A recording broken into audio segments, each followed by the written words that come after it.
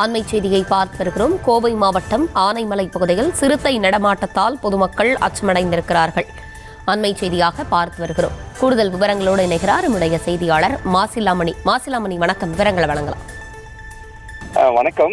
ஆனைமலை அடுத்த குப்புச்சிபுதூர் மேட்டுப்பகுதியில் கடந்த ஒரு வாரமாக சிறுத்தை நடமாட்டம் தொடர்ந்து காணப்பட்டு வந்த நிலையில் இங்கு விவசாய தோட்டத்துக்குள் புகுந்த ஆடு மாடு கால்நடைகளை தாக்கி கொன்றதால் விவசாயிகள் பெரும் அச்சத்தில் இருந்து வந்த நிலையில் அந்த பகுதியில் விவசாயி ஒருவரின் தோட்டத்தில் பொருத்தப்பட்டிருந்த கண்காணிப்பு கேமராவில் சிறுத்தையின் நடமாட்டம் பதிவாகி இருந்தது. அந்த காட்சி சமூக வலைதளங்களில் வைரலாகி பெரும் அச்சத்தை ஏற்படுத்தி வந்த நிலையில் அப்பகுதி விவசாயிகள் மற்றும் பொதுமக்கள் வனத்துறையிடம் கோரிக்கை வைத்ததன் அடிப்படையில் வனத்துறையினர் அப்பகுதியில் ஆய்வு மேற்கொண்டு சிறுத்தையின் கால் தடம் அதிகமாக உள்ள இடங்களை கண்டறிந்து சிறுத்தையை பிடிப்பதற்காக அந்த பகுதியில் 2 கூண்டுகள் வைக்கப்பட்டு சிறுத்தை நடமாட்டத்தை தொடர்ந்து 2 குழுக்களாக கண்காணித்து வந்த நிலையில் சிறுத்தையானது அந்த பகுதியில் இருந்து இடம்பெயர்ந்து இரவு ஆனைமலை அருகே உள்ள தாத்தூர் அரசு பள்ளி வளாகத்தில் ஒய்யாரமாக நடந்து சென்றுள்ளது. அப்பொழுது அவ்வழியாக வந்த வாகன ஓட்டி ஒருவர் சிறுத்தையை கண்டு அச்சமடைந்து உடனடியாக வனத்துறை மற்றும் காவல்துறையினருக்கு தகவல் தெரிவித்துள்ளனர்.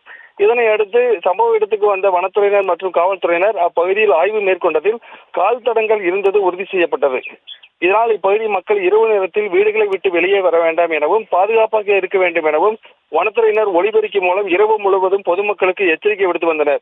மேலும் இந்த பகுதியில் வனத்துறையினர் தற்போது காலை வரை பாதுகாப்பு பணியில் ஈடுபட்டு வருகின்றனர். சிறுத்தை நடமாட்டத்தை கண்காணித்து வருகின்றனர். வனப்பகுதியை ஒட்டி உள்ள விவசாய நிலங்களுக்குள் புகுந்து கால்நடைகளை தாக்கி அச்சுறுத்தி வந்த சிறுத்தை தற்பொழுது நகர்ப்புறத்தை தாண்டி கிராமத்துக்குள் புகுந்ததால் இப்பகுதி மக்கள் தற்பொழுது மிகவும் அச்சமடைந்துள்ளனர். விவரங்களை வழங்கியமைக்கு நன்றி மாசிலாமணி.